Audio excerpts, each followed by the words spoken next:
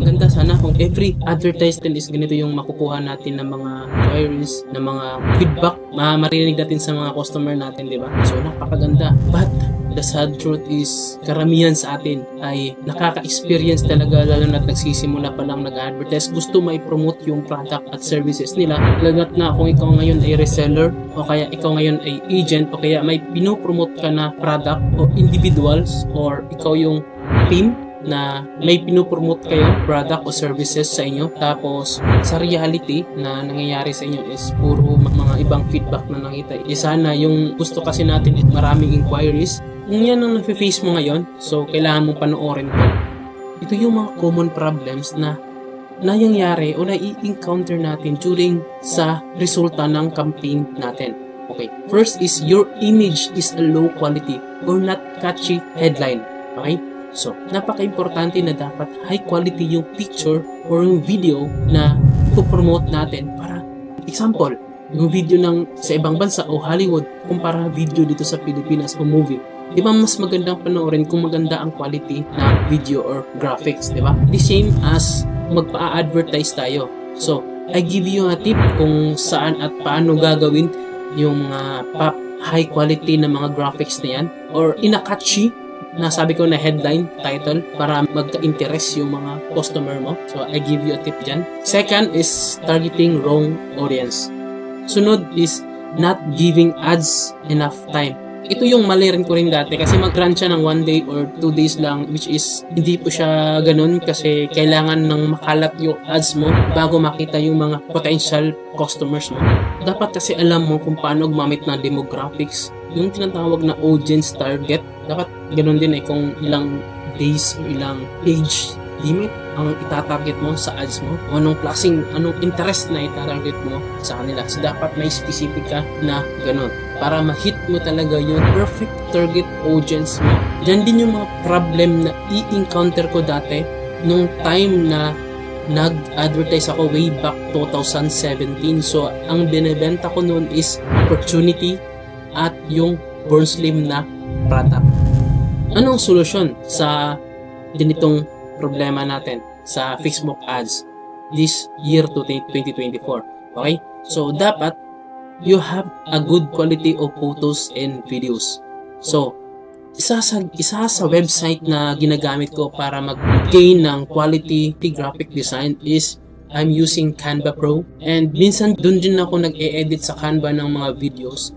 Sunod is keep it simple and clear purpose. So, kung mapapansin nyo, kasi dati, napakahaba ng caption. Paramihan sa mga customers, hindi yan babasahin ang buong caption mo. Paramihan ng mga customers, naki-scroll lang talaga yan. Tapos, kailangan kang mag-create ng catchy words na kaunting sentence lang pero makaka-gain sila ng interest to click your sponsored, di ba? Yun. Then, yun, nagawa mo na. Give them value. Guys, yung karamihan kasi yung iba mag-click ng ads mo pero hindi sila bibili. So, titingin sila sa Facebook page mo or sa website mo kung anong meron dun. So, may iba kasi may duda pa. Nalaman mo na yung problema. So, nabigyan mo na ng solusyon. Next, gagawin mo is give din special offer. Bigyan ko kayo ng tips kung paano magbigay ng offer. Kasi ito yung ginawa namin dati na magbigay ng mga discount. Yung product namin dati is as a member, 900 pesos. Ang SRP nun, kapag bibili ng non-member is 1,200. Pero ang ginawa namin na presyo nun is 1,500 each box. And then, ginawa namin siya ng discount or offer sa kanila na kapag bumili ka ng dalawa, magiging 2,500. So, kasi pag 1,500 to 3,000.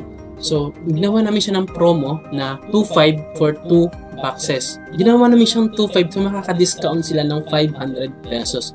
So, ang tao kasi, pag makakita ng discount or something less or makakasave ka ng 500 or save na word is parang atat sila na bumili sa product mo. Ay, ganun din ang ginawa sa mall Kunwari mo sale, pero yun talaga yung product. Ginawa lang na parang ito yung price tapos in-erase at ito yung price talaga yung totoo sa mall. So, ginawa lang siyang sale, kunwari 1,500. The same marketing strategy. So, yun, meron kang income na 700. Sa 2,500 niyan, may mga customer pa din talaga na maghihingi ng discount. Okay, gawin mo ng 2,300. Di ba? Naka-discount lang ng 700, meron ka pa rin 500. So, okay na rin yun. Ang importante, makaka-discount sila.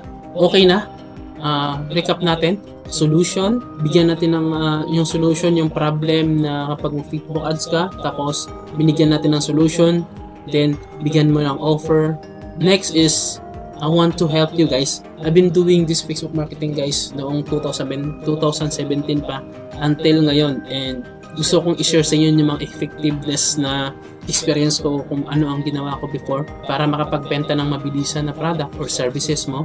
Okay? So, I give you a free guys na ako yung mag-advertise ng product nyo. Tapos, for isang advertisan, depende sa inyo kung ilang days yung gusto mong ads na wala akong babayaran. Ang bayaran mo lang so magkano yung hiningi ng Facebook. So, sa akin, free service. So, I give you a free service. And I want you to share my knowledge sa Facebook ads. Message mo lang ako sa Facebook page natin. Okay. Bonus tip guys, post your proof of transactions on comment box, then edit it, lagay mo ng captions, yan yung tips ko sa iyo. Then second, proof of remittances. Third is proof of inquiries. Next is proof of orders. I-comment dun sa comment box niya. So yun guys, yung proof of transaction, napaka-importante ito para hindi nila maisip na scam tayo. Yun na nga, I give you free services. Ang kagandahan lang kasi ako yung gagawa ng mga graphic design or mag-edit ng video mo, and yun, i-analyze natin ang resulta. I guarantee yun na magugustuhan mo magiging resulta. Message mo lang ako sa Facebook page para mapag-usapan natin kung ano yung products natin. So yun lang guys ang Facebook ads marketing for today.